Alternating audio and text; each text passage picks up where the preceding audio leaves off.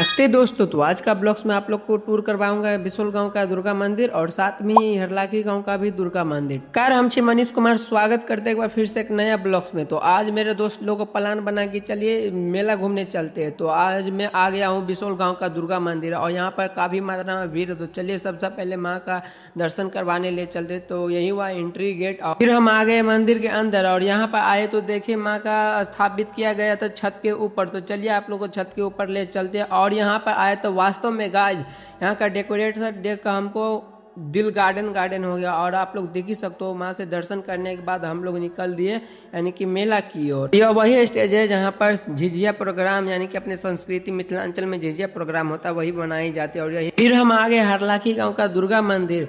आपको बोले थे ना इसी ब्लॉक्स में हरलाखी गाँव का दुर्गा मंदिर भी एक्सप्लोर करेंगे। तो यहाँ का सजावट की बात किया जाए तो बहुत अच्छी तरह से सजावट किया गया। तो सबसे पहले माँ का दर्शन किया और इसके बाद आगे यानी कि आरती का समय हो गया था। और आरती के समय में यहाँ पर हजारों आदमी उपस्थित था। और कैसा लगा यह ब्लॉग कमेंट में जरूर बताएगा। मिलते किसी अगले ब्लॉग्स में, तत्काल के लिए पेज को फॉलो एंड चैनल को सब्सक्राइब कर लीजिए। आप भी अपने गांव का ब्लॉग्स बनवाना चाहते हो तो अपने गांव का नाम कमेंट में जरूर लिख दीजिएगा। मिलते किसी अगले ब्लॉग्स में।